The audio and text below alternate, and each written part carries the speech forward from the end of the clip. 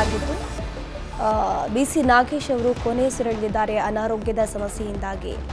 ಬೆಂಗಳೂರಿನ ಜಯನಗರದ ಅವರ ಪುತ್ರಿಯ ನಿವಾಸದಲ್ಲಿ ನಿಧನ ಆಗಿರೋದು.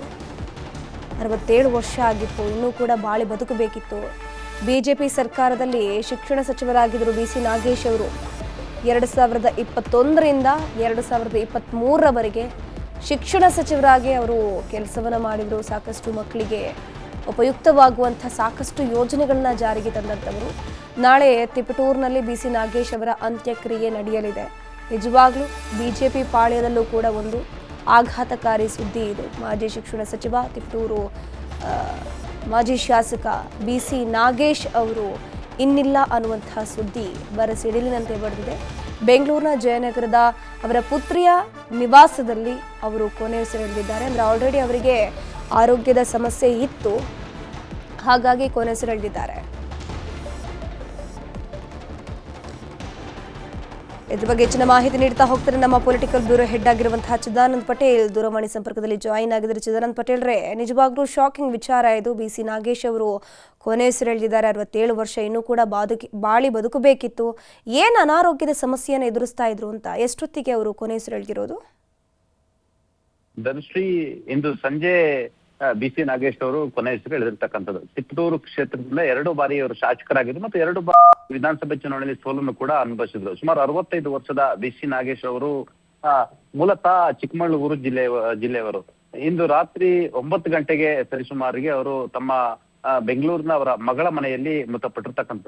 ಅಲ್ಪ ಕಾಲದ ಅಸೌಖ್ಯದಿಂದ ಅವರು ಬಳಲ್ತಿದ್ರು. ಬ್ರೈನ್ ಟ್ಯೂಮರ್ ನಿಂದ ಅವರು ಬಳಲ್ತಿದ್ರು.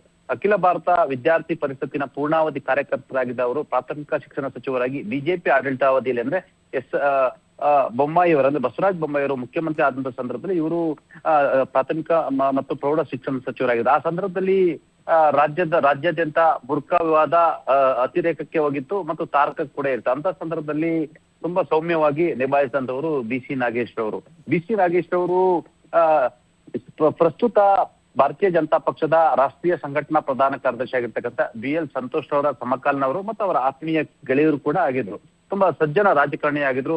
ಭ್ರಷ್ಟಾಚಾರ ರಹಿತ ಆಡಳಿತ ನಡೆಸಿದ್ರು ಮತ್ತು ಬೇಸಿಕಲಿ ಇವರು ಬಿಸ್ನೆಸ್ ಮ್ಯಾನ್ ಕೂಡ ಹೌದು. ಮತ್ತು ಎಲ್ಲೂ ಕೂಡ ತಮ್ಮ ಹೆಸರನ್ನ ಕೆಡಿಸ್ಕೊಂಡಿರ್ಲಿಲ್ಲ.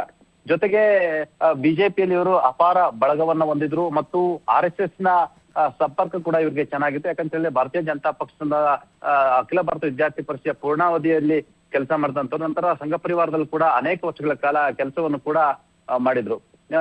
ಜೊತೆಗೆ ಅಪಾರ ಬಂಧುಗಳನ್ನು ಕೂಡ ಹೊಂದಿದ್ರು. ಮತ್ತು ತಿಪಟೂರು ಕ್ಷೇತ್ರದಲ್ಲಿ ಇವರು ಬ್ರಾಹ್ಮಣ ಸಮುದಾಯಕ್ಕೂ ಸೇರಿದ್ರು ಕೂಡ ಇವರನ್ನ ಜಾತಿ ರಹಿತವಾಗಿ ಜನರು ಇವ್ರನ್ನ ಪ್ರೀತಿಸ್ತಿದ್ರು. ಹಾಗಾಗಿ 2 ಬಾರಿ ಇವರು ಚುನಾವಣೆಯಲ್ಲಿ ಗೆದ್ರು. ಷಡಾಕ್ಷರಿ ವಿರುದ್ಧ 2 ಬಾರಿ ಚುನಾವಣೆಯಲ್ಲಿ ಗೆದ್ರು ಮತ್ತು 2 ಬಾರಿ ಚುನಾವಣೆಯಲ್ಲಿ ಸೋಲನ್ನು ಕೂಡ ಅನುಭವಿಸಿದ್ರು. ಸದ್ಯ ಇವರ ಪಾರ್ಥಿವ ಶರೀರ ಬೆಂಗಳೂರಿನ ಅವರ ಪುತ್ರಿ ಮನೆಯಲ್ಲಿ ಇರ್ತಕ್ಕಂಥದ್ದು. ನಾಳೆ ಬೆಳಿಗ್ಗೆ 7ರಿಂದ 8 ಗಂಟೆಯವರೆಗೆ ಬೆಂಗಳೂರಿನ ಭಾರತೀಯ ಜನತಾ ಪಕ್ಷದ ರಾಜ್ಯ ಕಾರ್ಯಾಲಯ ಆಗಿರ್ತಕ್ಕಂಥ ಜಗನ್ನಾಥ ಭವನದಲ್ಲಿ ಪಾರ್ಥಿವ ಶರೀರದ ದರ್ಶನ ವ್ಯವಸ್ಥೆಯನ್ನ ಮಾಡ್ತಕ್ಕಂಥ. ನಂತರ ತಿಪಟೂರಿನಲ್ಲಿ ಅಂತ್ಯ ಸಂಸ್ಕಾರ ಕೂಡ ನಡೆಯಲಿರ್ತಕ್ಕಂಥ. ಈಗಾಗಲೇ ಇವರ ನಿಧನಕ್ಕೆ ಬಿಜೆಪಿ ರಾಜ್ಯಾಧ್ಯಕ್ಷ ವಿಜೇಂದ್ರ ಸೇರಿದಂತೆ ಮಾಜಿ ಮುಖ್ಯಮಂತ್ರಿ ಬಸವರಾಜ ಬೊಮ್ಮಾಯಿ ಸೇರಿದಂತೆ ಬಿಜೆಪಿಯ ಅನೇಕ ಘಟಾನುಘಟಿ ನಾಯಕರು ಕೂಡ ತೀವ್ರ ಸಂತಾಪವನ್ನ ವ್ಯಕ್ತಪಡಿಸಿರ್ತಕ್ಕಂಥದ್ದು. ಮತ್ತು ಇವರ ಜೊತೆಯ ಒಡನಾಟ, ರಾಜಕೀಯ ಒಡನಾಟ ಮತ್ತು ಆಡಳಿತ ಅವಧಿಯಲ್ಲಿ ಇರ್ತಕ್ಕಂಥ ಒಡನಾಟ ಸಂಬಂಧಪಟ್ಟಾಗೆ ಎಲ್ಲರೂ ಕೂಡ ನೆನ್ಸ್ಕೊಂಡಿರ್ತಕ್ಕಂಥದ್ದು. ಮತ್ತು ಸಜ್ಜನ ರಾಜಕಾರಣಿ ಅಂತಲೇ ಕರ್ಸ್ಕೊಂಡಿದ್ರು. ಇವರಿಗೆ ಬ್ರೈನ್ ಟ್ಯೂಮರ್ ಕಾರಣಕ್ಕಾಗಿ ಕೆಲ ದಿನಗಳ ಕಾಲ ಅಂದ್ರೆ ಅಲ್ಪ ಕಾಲ ಅಸೌಖ್ಯ ಹೊಂದಿದ್ರು. ತಮ್ಮ ಪುತ್ರಿಯ ಮನೆಯಲ್ಲೇ ಅವರು ಟ್ರೀಟ್ಮೆಂಟ್ ಅನ್ನು ತೆಗೆದುಕೊಡ್ತಿದ್ರು. ದುರದೃಷ್ಟವಶಾತ್ ಇವತ್ತು ರಾತ್ರಿ 9 ಗಂಟೆಗೆ ವಿಧಿವಶರಾಗಿರ್ತಕ್ಕಂಥದ್ದು. ಧನುಶ್ರೀ, ಥ್ಯಾಂಕ್ ಯು ಚಿದಾನಂದ್ ಪಟೇಲ್ ರೇ ತಮ್ಮೆಲ್ಲ ಮಾಹಿತಿಗಾಗಿ. ಇನ್ನು KPSC ನೇಮಕಾತಿ